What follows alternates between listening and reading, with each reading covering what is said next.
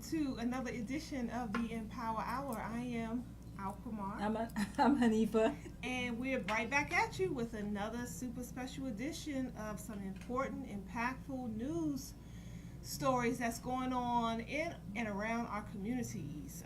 We are joined today with a very special guest, Sister Sudan Muhammad. Yes. She is one of our local activists in the community. She does a lot of extensive footwork out there on the streets. Is it safe to say that your main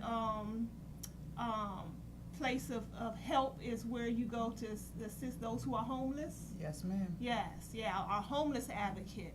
And she has a lot of information to share with us, family, some important information that we must know. If you have children, if you live near children, if you love children, then you want to definitely tune into this program and listen very closely and share the information with others. Sister Sudan, welcome to the Empower Hour. Thank you. Yes. Thank you for being such a strong advocate on behalf of the less fortunate among us. I always see you in the airwaves, and you do your videos. You're out there, you're feeding the homeless, you're talking to those who, a lot of us, run the other way or frown our nose up at when we see them, and you're right there with them, showing them love and support. Share with us a little bit about what you do. Well, first I want to say, in the name of Allah, the Beneficent, the Merciful, I am so honored and grateful and humbled to be here. So I really appreciate you for allowing me to even be here. But I want to say what inspired me was the study guides by the Honorable Minister Louis Farrakhan. He did a study guide called Self-Improvement, the Basis for Community Development. Oh, I remember that. I think everybody needs to read that because what it really is a program.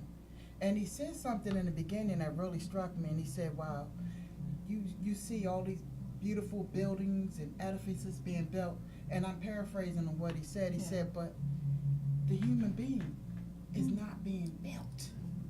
You be walking past a human being, but you see these big, beautiful buildings and institutions. I started to bring it, but I left it home, but that inspired me. And I think that I was reading the study guide on my own, like you would read a novel. Okay. Every day I was reading it, and then he would have references from the Bible, the Holy Quran. It really inspired me. Out of that, it inspired me to start a magazine called Youth Creation Community Outreach Magazine. And this was almost 6 years ago, but prior to that, being inspired by that, it made me want to get up and sort of be what we were back in the day, that mother tone in the community, that mother voice. Pull your pants up. Where's your mom at? Why are you outside so late? Baby, did you eat anything? Are you hungry? How you doing in school? So that came back. That I was inspired. That just inspired me to be more actively involved in the community. And we don't need permission, approval, validation to do it. Just go ahead and do it. Right. That's right.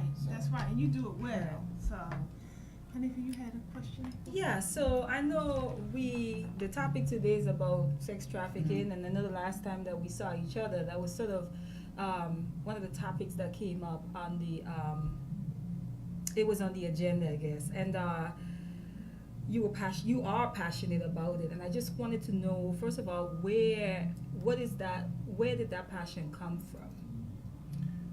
Specifically for, seeing so many young, beautiful girls that are prostituting.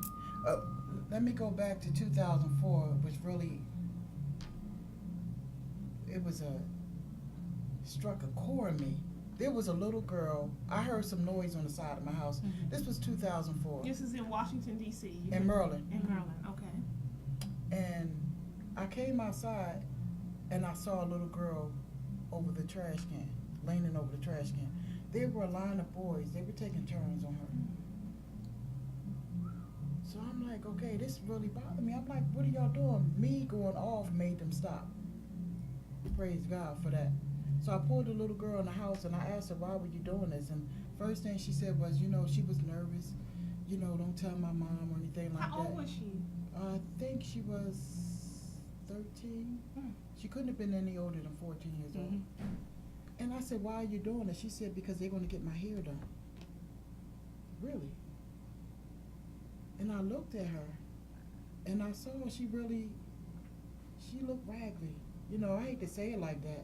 Unkept, unloved. So it was her and her friend. She had a friend that she would come see, and this happened in my community.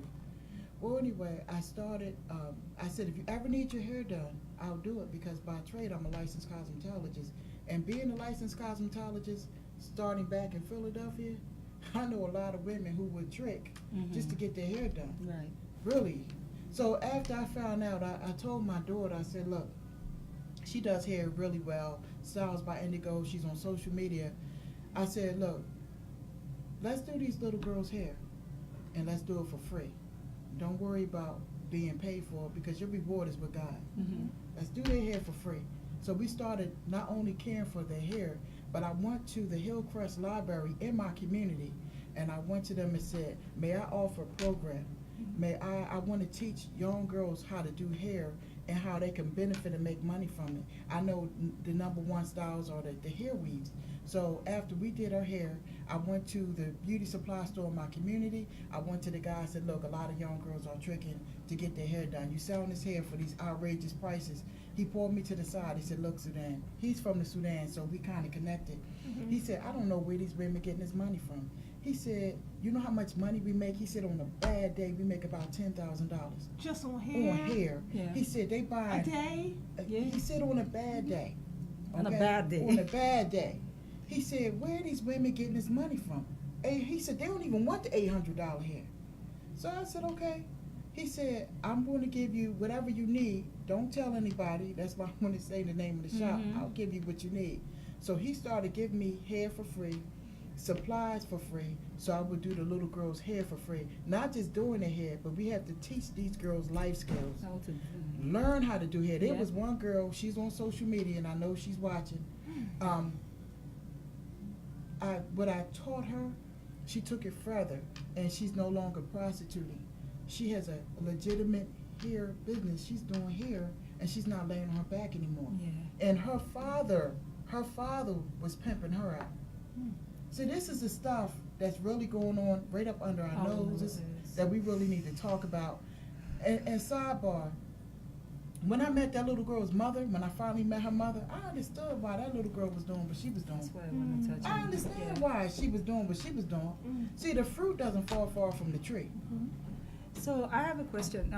First of all, we have some of our viewers are saying they can't hear us well, and the Okay. volume is on 100. I don't know if it's just that we're not speaking into the microphone, but it's from the live. Okay. Um, If they want to see the main shot, they want to go on to eLife Media right now. You definitely want to hear this program. So if you can't hear us good and you're on one of the side shots, go on to the main eLife Media group Facebook page right now where it is posted live, and you can hear us a lot clearer, see us a lot clearer as well.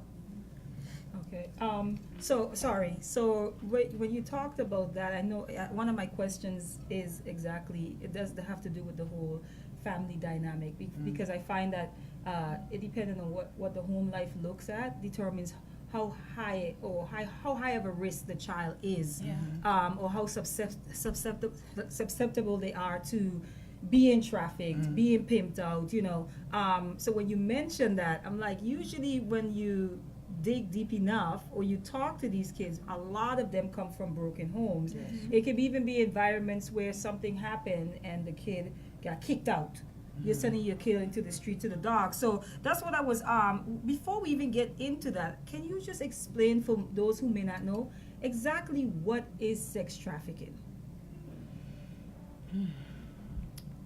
Let me share this, and I want to say, I want to go back to an incident that I talked to Sister Alqamar about. I've been to a lot of sex trafficking rallies and in DC, and if you Google search the missing girls in DC, you won't find it. They're hiding it. And one of the ladies was sharing with me about the sex trafficking. Her name is Mika Teller. Last year when DC had that big Everybody was looking at DC because they said it was a lie that somebody put out that it was 500 girls missing. Mm-hmm. So Mega Taylor started doing a raw data survey, and this ties into sex trafficking about these missing girls in Washington D.C., the DMV. Because the DMV is the number one Yes.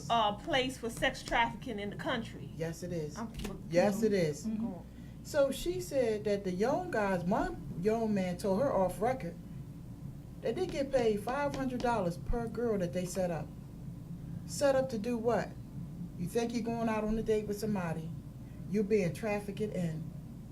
Now, and I want to say this, where a lot of these girls are being stolen. We need to check out these porn websites, okay? They making money off of them. I was studying something out of the final call called financialized economy, where Time Warner, JW Marriott, all these major places are making money off pornography and people setting up webcams in their home. Mm-hmm. So some of these girls are being snatched, they're being taken, they're being set up, their parents don't see them anymore. Mm-hmm. Some of them, a friend of mine told me, right here in the DMV, off of St. Barnabas Road, she was riding down the street, and a young woman was running out. She was naked, she had a towel in front of her, and she was screaming and running. She said, and it's like, she's looking around, nobody was going to even stop. She said God told her to stop and let this woman in her car. Mm-hmm. She let the young woman in her car, and the woman said that she was kidnapped, and she was wanted in one of those apartments on St. Barnabas Road. Mhm. They had held this girl for months. Right here Right around the corner. in our community, this is what's happening. Sex trafficking is bigger now than selling It's drugs. billions. Yeah, it Yes. It's billions. $1 billion business. And what I Yeah. understand is the ring goes straight to the top. To the Straight to the top. We Uh, talking in the political Politics. arena. yes, Yeah, a lot of the big top name Congress people Yes. and senators and all those individuals, High-ranking making money. officials. high Yeah. ranking Yes. officials are involved, and that's why you had mentioned they're hiding when you go to get the information on it. They're hiding the information.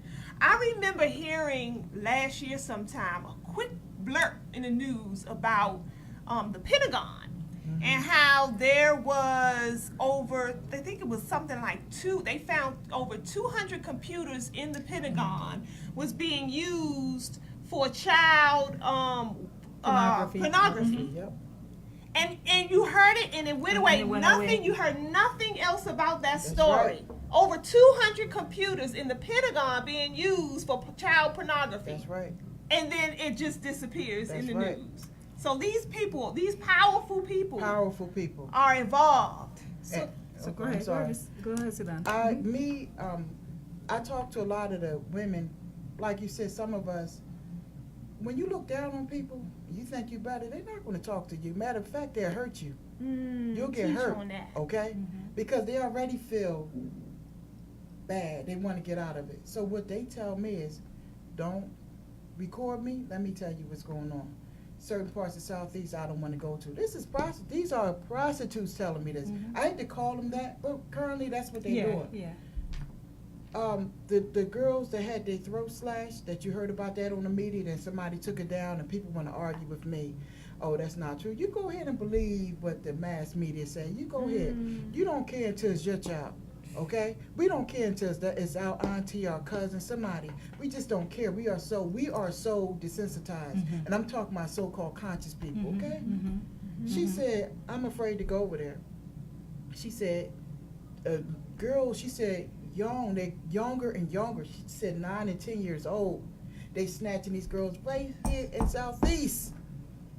This is what a sister told me. I would never say her name because she lives on the street. Mhm. Homeless women tell me some of the stuff I had presented, I put it up there. They took it off social media. Because I've been in Facebook jail before, okay? It's okay. But I'm there now. the homeless women tell me that businessmen in their suits in D.C. have a fetish for odors. So they getting these homeless women, they paying them to have sex. Why would they lie? See, when you start talking to different people at different times and they say the same thing, they're not lying. It's not a coincidence. That's right. Mhm. Homeless women are telling me this stuff. They at night they're getting raped in their tents. And I understand in our program you call the women in, the women should be protected, but who's going to go out there and protect them homeless women, because we don't have places for them now. We That's don't why they're have out shelter. there. That's right. Yeah. So you brought up something about the victims. Now, you're talking about 9/10, okay? And again, even though we're talking about Washington D.C., this business, it transcends. It's a global thing. Yes. It's international. Yes. Because Right. when you talk about trafficking, you're talking about moving people. Yes. Right. So That's you have right. people that are being moved to the U.S. and people That's moved right. outside of the U.S. Right. So you have girls who are being kidnapped and That's being right. transported outside of the U.S. It's a That's billion right. dollar, and then you have some of them that are losing their lives in the process, and you never hear of them. That's right. So when we talk about victims, like how, and then you've talked to a lot of women, what is the common thread as far as how does one become a victim of sex trafficking? Because you mentioned the apple not falling too far from the tree, and I feel like a lot of times we can go back to the home environments. So tell us, from what you've heard and observed, how would you say one could possibly become a victim to sex trafficking? Because of the magazine, I'm always trying to look for stories. Okay. So sometimes people will want to put ads, and which I welcome, but some of the ads I'm not going to take. I found so many mothers, they're their daughter's managers. Okay, you're her manager. What is she doing? She's a stripper. Are you serious? You know how many mothers are managing their daughters, their careers, their prostitutes, they're stripping? Because that's what you're doing. That's prostitution. You can call it exotic dancing, whatever you want.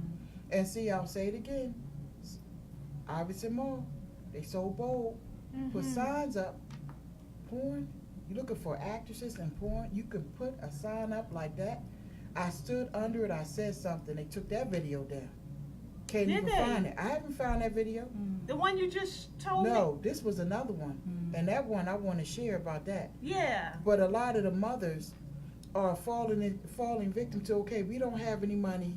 It's hard to find a job. Well, baby, why don't you use what you have? So right here in the house, you have mothers who are their daughters' worst enemies. In America, Yes. because I know stories like this in what we consider third world countries, Right. where people are selling their children. Mhm. But this is America we're talking about, right here in Washington, D.C. A father goes, when his daughter strips, the family member told me, so we want her to graduate, so when she strips, he sits outside of the club and waits for his daughter. He's okay with it. And here's the media promoting that.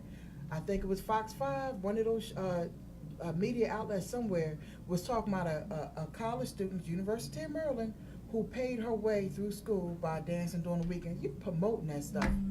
They're I really glorifying it. I know people who work in the financial aid offices, and I wouldn't even give them up because they can fire that at me.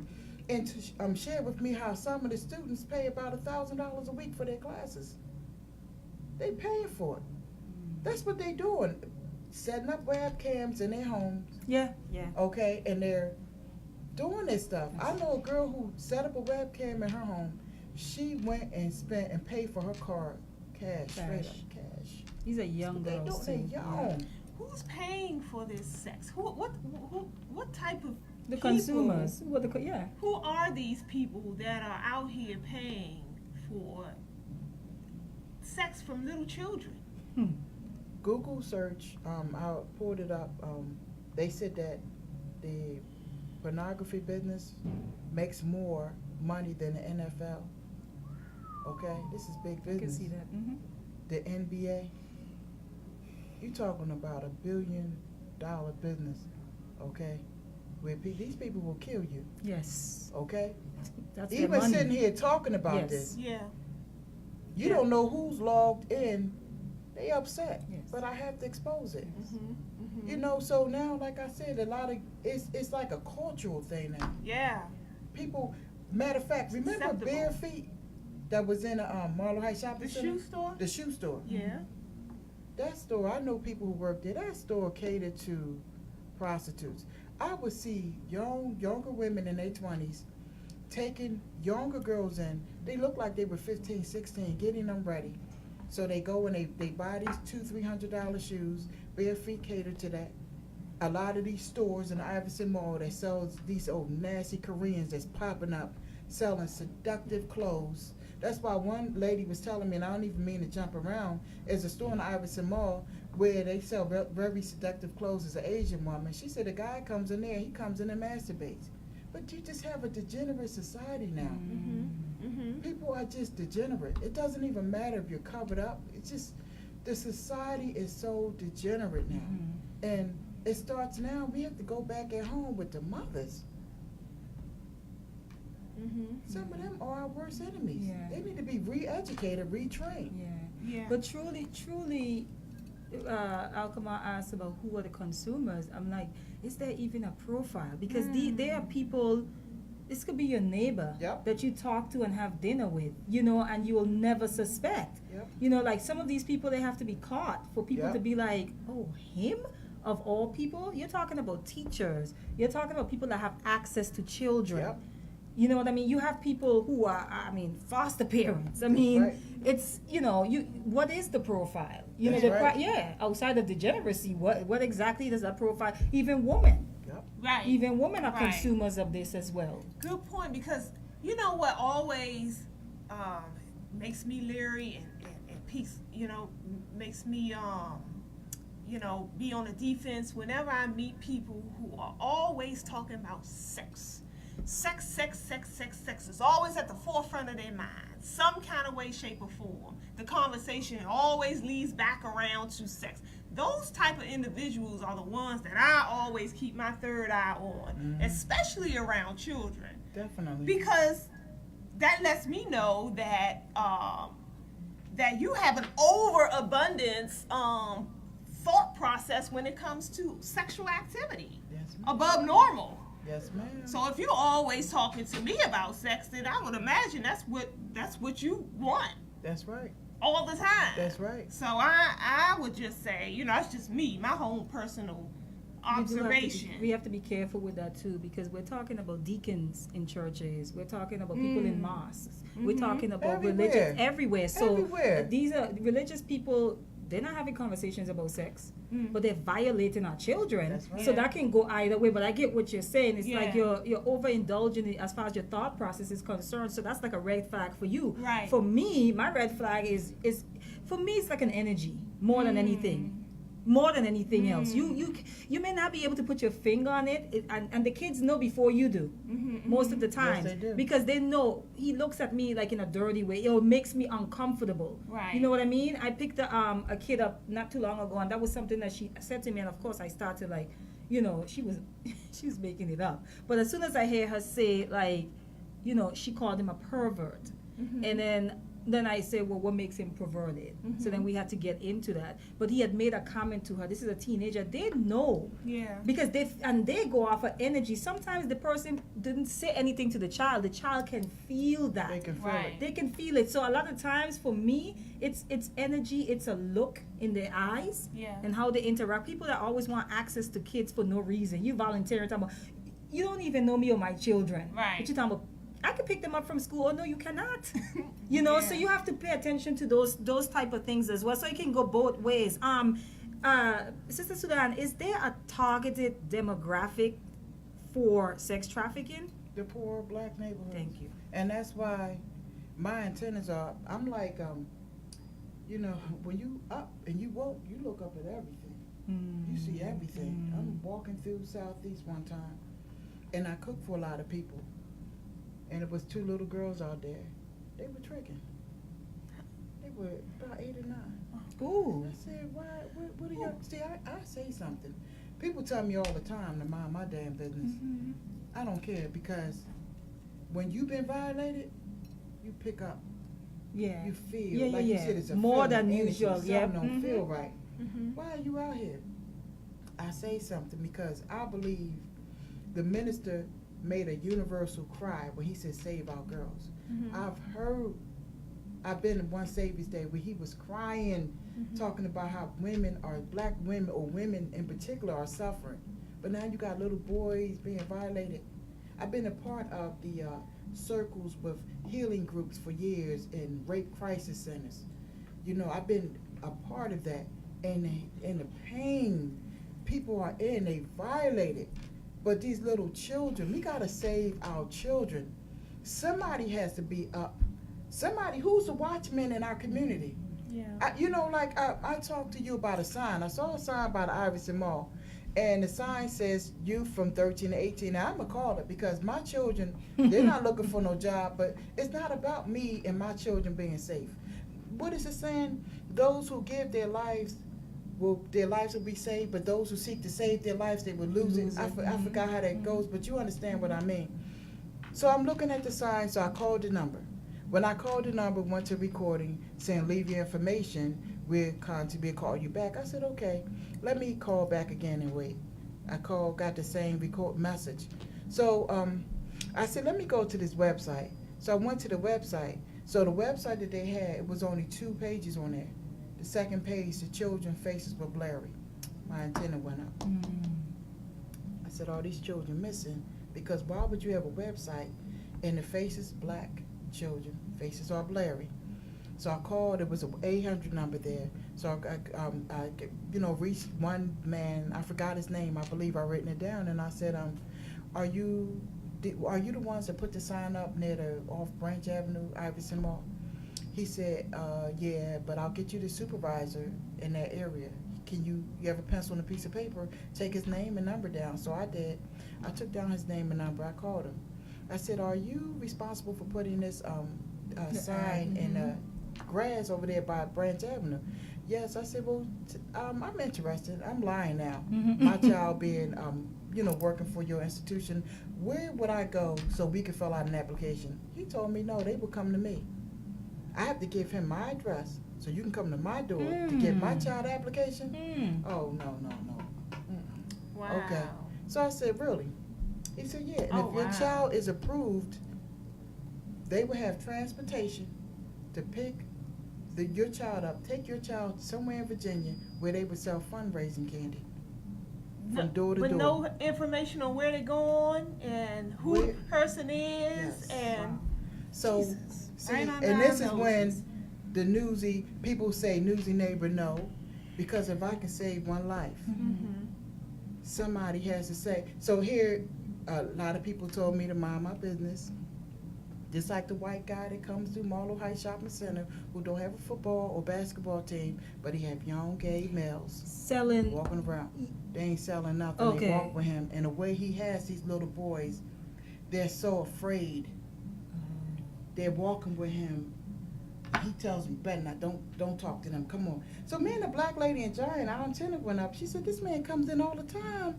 What kind of facility do he does? He's unapproachable, and you better not say anything to these boys. So I told this black guy that was standing there that I know. I said, you should say something to him. You a man. He said, I don't give up about them. As long as my children, all right. I said, these are our children. He was like, well, you need to mind your business and don't worry about them. That's on them. That's the attitude. And that's the problem in our community that makes me so angry. And then when something happens to that man's children, he's screaming for help. Yeah. It's unfortunate. Yeah, but I feel like it's the whole code of silence oftentimes around crimes in the community too, where you're fine with seeing something and not saying anything as long as it's not yours. But as soon as it's someone that is a part of your family, as soon as it comes in and knocks on your door, you want everyone to talk. It's hypocrite. Well, how many crimes or people murdered in that community, and you know who done it, and usually we do know, Right. and you have said nothing, but now it's your nephew or your son, and you can't understand why people wouldn't speak up. You didn't speak up for the 5 before him. And you don't realize how closer and closer it becomes to be coming on your doorstep when you don't say nothing. Because now the problem doesn't get solved. It grows. And it gets bigger. And it hits more doorsteps. Exactly. One is going to be yours. What you said, 8 and 9 year olds, you said 8 or 9. They were young. I guess I'm trying to picture in my mind. My son is 6. He's turning 7. I cannot picture him outside without me. So I'm trying to figure out, like, where are the family members when kids that age are being pimped out? What exactly is going on? Is it the parent involved in this, or are these kids kidnapped? What exactly is happening there? Let me share this. Hillcrest Library.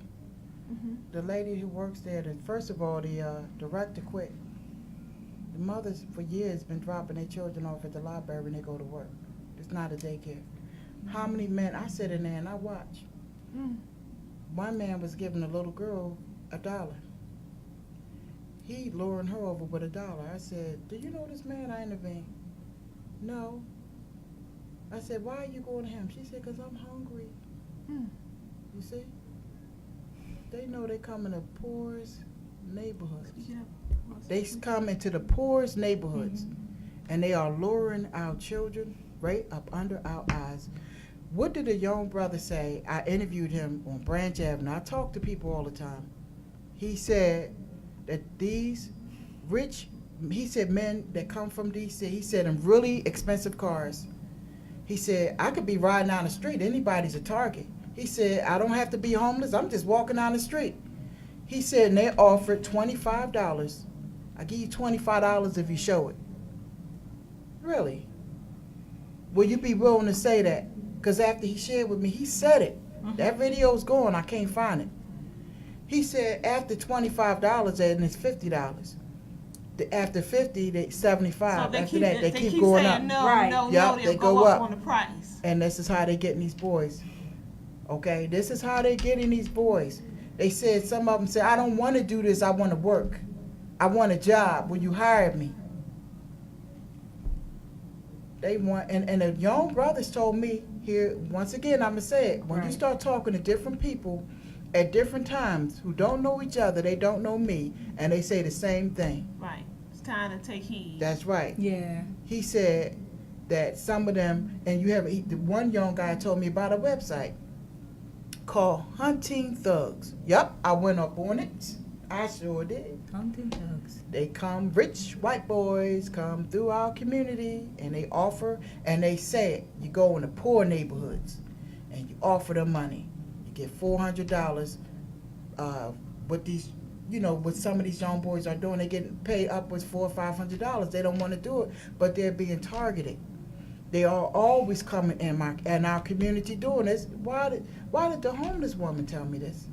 That's what they doing. You making a profit off our poverty, and then you put it on a website. Yeah. Exploiting. That's right. And then you're putting it on a website. Then you're making money off of it.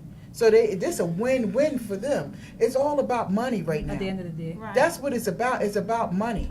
Yeah, you mentioned too there's young girls setting up other young girls. Oh yes. How many young women have told me they dissatisfied? See, they play into the dissatisfaction. And see, some of these jobs, like Giant, I've seen them with a huge turnover. I hate the way they talk to some of the employees. I witnessed this myself. So now here's somebody that come in, see you dissatisfied. You want to go for this? If you do such and such, you'll make such and such. Some of them girls are going. This happens all the time. A lady was telling me who tutors my children said that she goes to the Spalding Library. She said she noticed this little girl would always talk to her daughter. So one day she said, what is this girl telling you? She said, I didn't pay it any mind because the girl looked like she was about 11. She's telling her how much money she can make. Wow. I've had women have told my daughter while I was standing, and I did a video about this, Iverson Street, while I'm standing there, clearly, Mom, told my daughter in front of me that you're beautiful and you can make a lot of money. Now, why did she say that? My daughter was fundraising for something, selling candy. I was with her. She said she pulled out a wad of money, 50s and 100s. Said, you can make real money. You don't have to do that. While I'm standing there. While I'm standing there. So can you imagine what happens if your child is out? And that's why I said it, and I tell parents, stop letting your children go out and you give them $5 or $3. Give them some money to get something, you know? You feel good when you have a little change or something in your pocket. Stop setting our children up. You're not cooking for them. They're not eating. They're hungry. Yeah, walking down the street eating oodles and noodles. You know, and these boys are being set up either to sell drugs. Who's profiting off of that? Okay, the boys are being set up into the sex trafficking, sex trade. You being set up. It's just a setup all the way around. We just need programs. Yeah. We really need to go out. We need to talk to our youth. We need to uplift the community. Some of the little girls, and I have to, sidebar and say this, they're so destroyed. Their self-esteem is so destroyed. I was studying, it's a experiment that they did in the 60s. A guy named was Michael, I forgot his name, but he did an experiment called Learn Helplessness. I heard Dr. Umar Johnson talk about that when he broke down The Purge, that movie, The First Purge. Very interesting.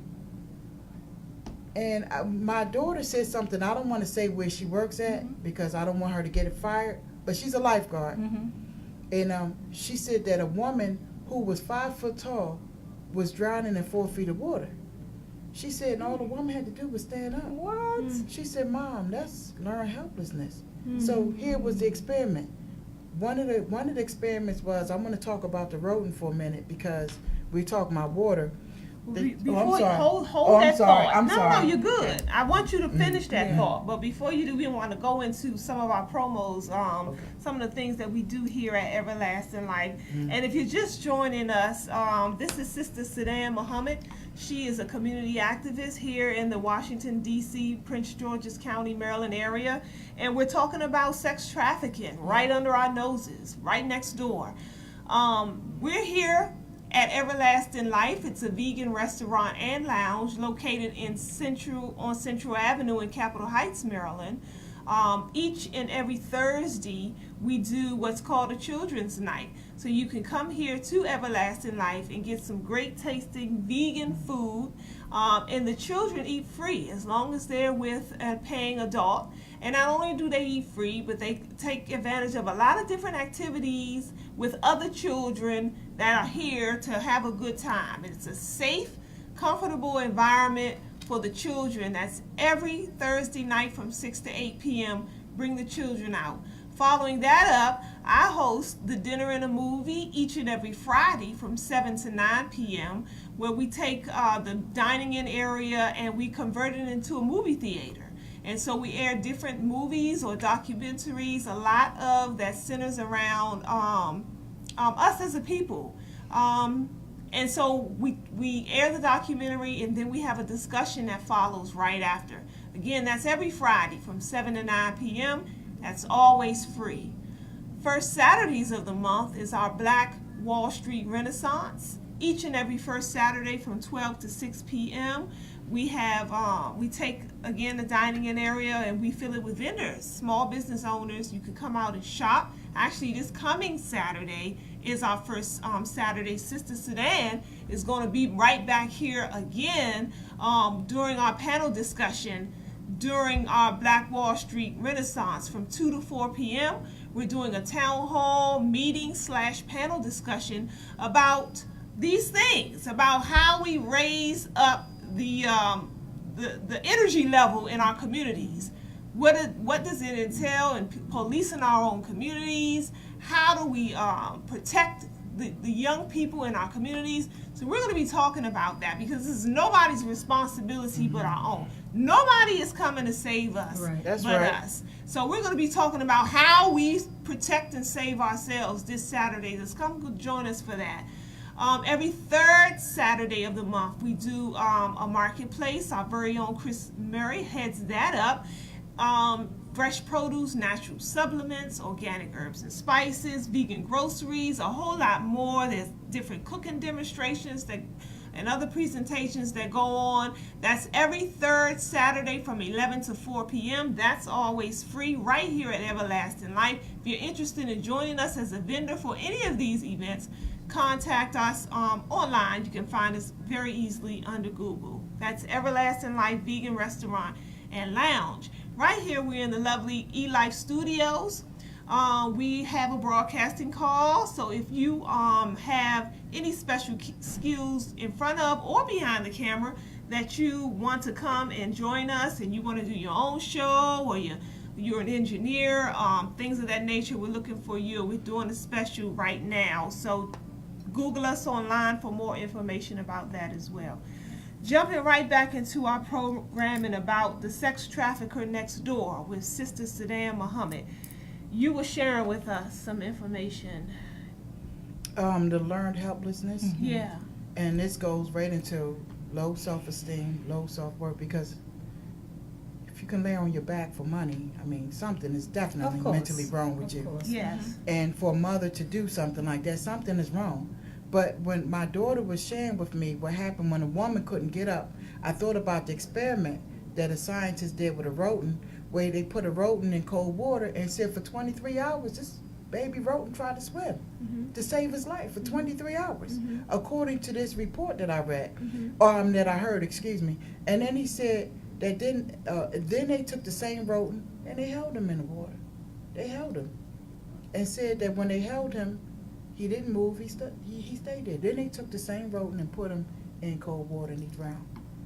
And so that science of learned helplessness, where we get into this pattern. My mom was on welfare. I'm gonna be on welfare. I'll never be anything in life. Everybody's selling themselves, and I can make money selling my body. I mean, one girl cussed me out. Well, I'm gonna make money. I'm gonna make money doing it. What do you have? You know, that's what they say. Okay, well, you know, go ahead until you catch something, or you get in a trap where you can't get out. That's the flip side of some of that. How much of this behavior stems from, you think, child sex abuse, pedophilia, the children who are abused as when they're young, and the trauma from that? Do you know everyone that I've talked to said their daddy touched them, their uncle, their brother, they had aunts that touched them? And one case that really bothered me, I think I shared when I was doing I was doing a young girl's hair. And I was doing it for free, so I did her hair. And when I went to put my supplies back in my bag, before I could turn around, she was taking her clothes off. For me, I'm a married woman, you know, like, I mean, and that's not even an air I'm putting out, but it's like, okay, what you doing? She told me, in short, everybody that helped her, even including women from foster homes, she had to sleep with everybody. Everybody abused this girl. She was so damaged, I cried. She couldn't even cry no more. She was numb. She was numb. I'm crying. So you just have a lot of young people in our community. One young lady who now has AIDS, she looks terrible. And I remember seeing her, and she said, my mom doesn't care about me, nobody cares about me. She said, my daughter Indigo is lucky to have you because she's going to make it in life because she has somebody. Nobody cares. So she was being real rude, and she was just angry. And I touched her and grabbed her. She tried to resist, and next thing you know, she melted in my arms and started screaming and crying. A touch broke her down. And I said, we have been so destroyed in our communities. We are destroyed. So one of the things that two things I want to ask, and someone actually asked earlier, but I didn't want to touch on it so early in the program. One, the first question is for just the community as a whole, and then the second question is more so like a personal one as far as parents are concerned. So the first one is, what are some of the signs that we can look for as a community that could tell us that this person is in trouble or being trafficked? And this for both male and female, boys and girls. What are some of the things that we can look out for? I see children in my community, little children, walking out unescorted. First of all, that's unacceptable. That's neglect. Yes. So we need to look at that child because my daughters are 18. 2 months ago, they was just allowed to take the metro by themselves. Me and my husband did not play that. So when I see children walking down the street at night by themselves, some of them are in Pampers. Walking down the street by it's 8:30. That's a sign. Where are your parents? Why are you out here by yourself? You a child. You should see these little children. I live near Marlow Heights. Babies going into the dollar store stealing oodles of noodles. That's your antenna should go up right there. Anytime you see a child out unescorted by themselves, a baby, that's neglect. Now, one of the things that I do want to say to that too is that we really have lost our African minds. And when I say that, I mean this whole idea of, like you said, the guy said, you need to mind your business as long as it's not my child. Right. But my child is your child. Because what happens to my child affects your child. That's right. If my child is violated and traumatized at a very young age, they are going to jack up the community That's that we right. live in, whether That's we right. accept it or not. That's right. And so when you talk about kids out in diapers, these are the kids that come into foster care, where you pick them up off the street. And what we found a lot of times is that the root of that is usually mental health issues, which we do not talk about enough in the Black community, yes. and also to drug use. Because a mom on drugs too high to even notice her child has unlocked the door and walked outside, you know, or it's almost like the movie Losing Isaiah. You don't realize your child is gone until like weeks later because you're that strung out. Yep. Those are some of the issues that you see where kids are out there. There's a lot of parentification of our children that are happening where teenagers are taking care of themselves. Yep. You have 12-year-old taking care of 2-year-olds, Yep. 3-year-olds, cooking for them. And so when you meet that 12-year-old and you try to say something to her about being outside at 2 a.m. in the morning, she's looking at you like, I'm grown. Yep. Because she feels grown. Because she's been having to be grown That's right. for the rest of the household. So when you as soon as you said the diaper, a visual came in my mind because I'm like, what are the parents doing? I'm like, you know what? Drugs, Yeah. mental health. And I think That's as a a big community, which is the next question, one of the things that came to my mind when you said that is that keeping an eye out for each other. If you're noticing that, I always go back to this story with my friend where someone called the CPS on her twice. And I said, these are neighbors that are calling CPS on you. No one can come to Willing you to and come say, help.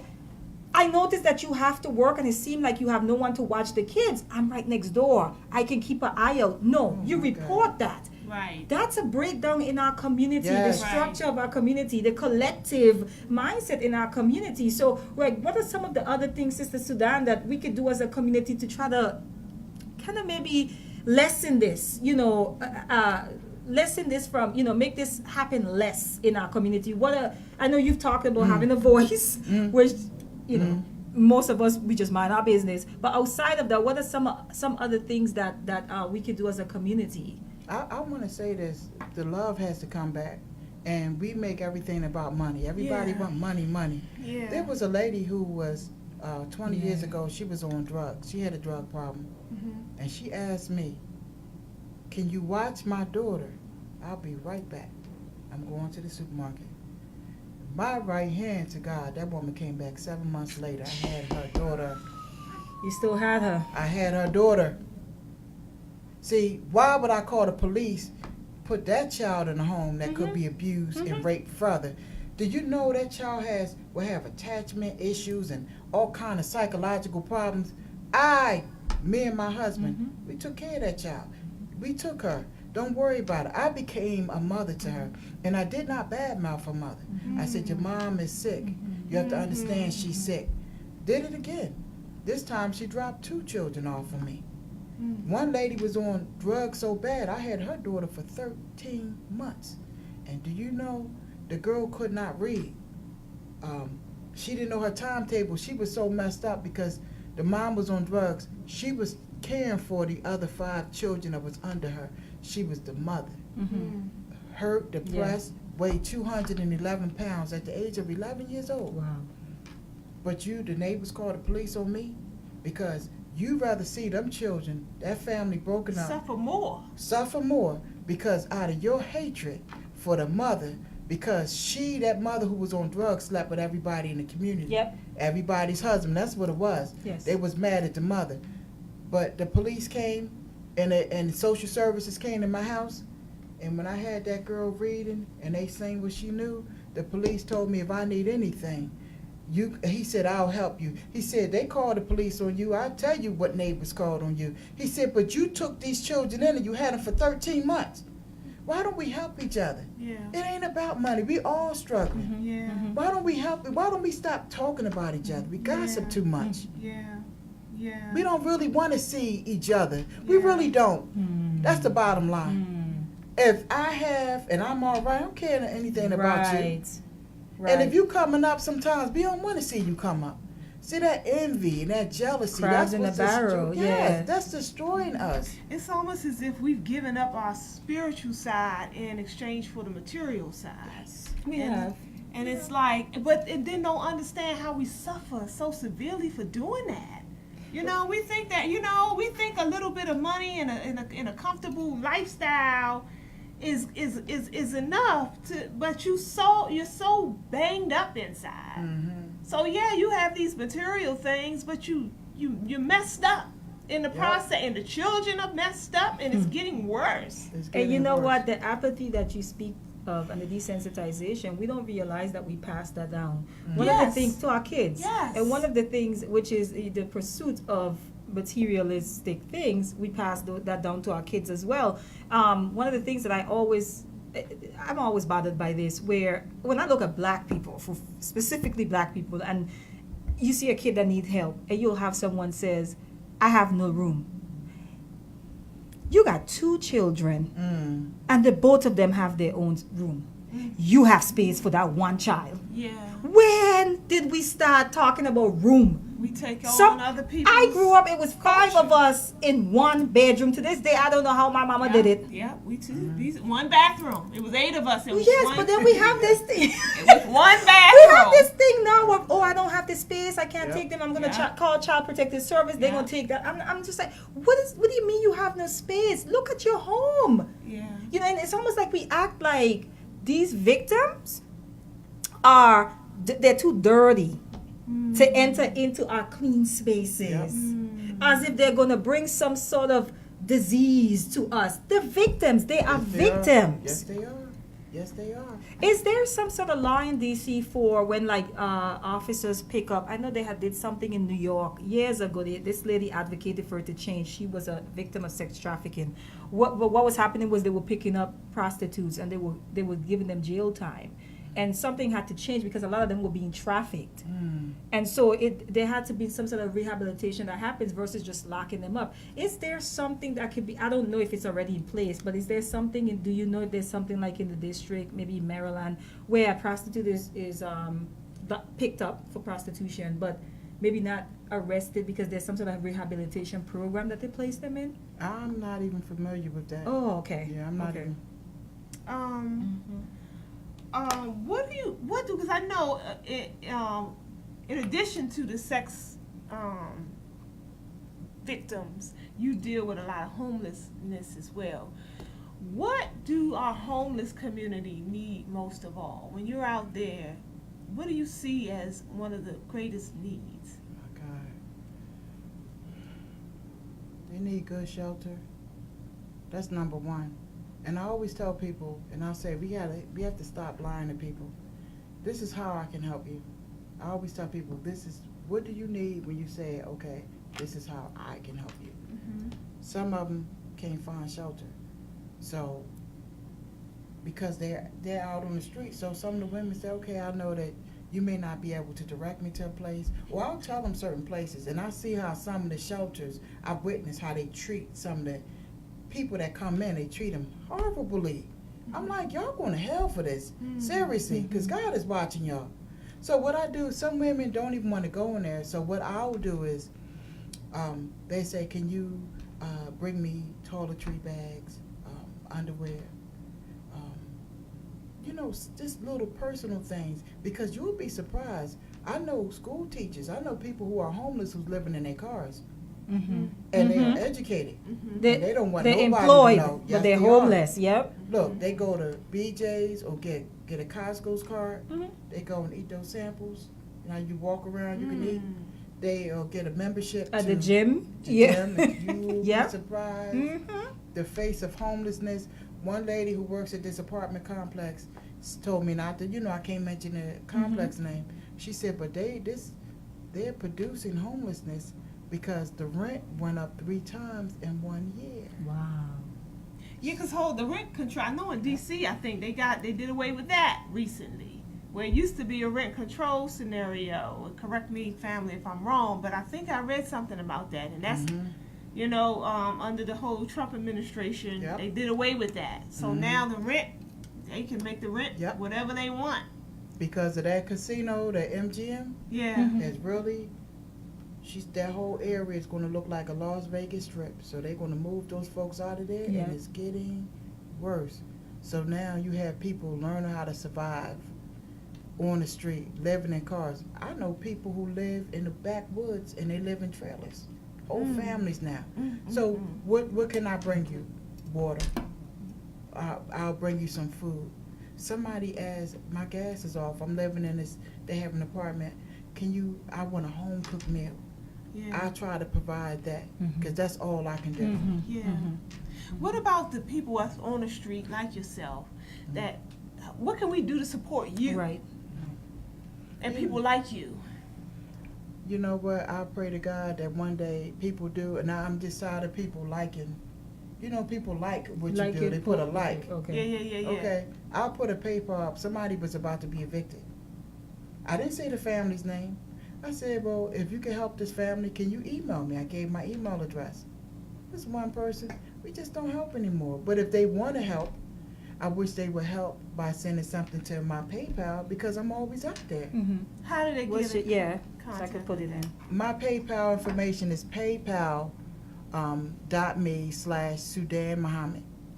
Slash this way. Spell that for them. PayPal.me is a slash and just my name, Sudan Muhammad. MUH. AMMAD. Okay. I'm gonna put it in the thing. Okay. Yeah, and that's another thing. I know a lot of people, some of us may feel helpless. Like, there's nothing I can do. There's nothing. I'm way over here. I'm in Canada. They could be somewhere even out of the country. But if you have the desire to help others and you don't have, the physical means to come out and help, at least support with your pocketbook. Take a few bucks and give to those who are out here helping those who need it the most. So I always advocate that as well. And even in your personal time, like she was saying, some of us are out there and we're treating these people like they're the scum of the earth, Right. simply because of the way they look. But some of us are a paycheck away from that life, right. and so we have to put that into perspective. So if you can even give them a meal when you see them, you do what you can. Yeah. You know what I'm saying? Yeah. And if everybody did, then that's when drastic change happens. It does. And I just want to say this. I've been to a lot of events where people are they have these grants for these, they getting paid to help people in the way they treat them. I'm like, the way y'all treating these people, do not ask me to come. I don't want to be a part of what you're doing. It is disgusting. It's appalling. How do you treat people like this? Because somebody is down today, you don't know who they're going to be tomorrow. You better be careful who you step on. Yeah. You better be careful who you step on. Yeah. That's right. Or overlook. Yes. Yes. Well, family, I believe we have run out of time. Fortunately. So, yes. Again, this is the Empower Hour. We do this each and every Wednesday from 2 to 3 p.m.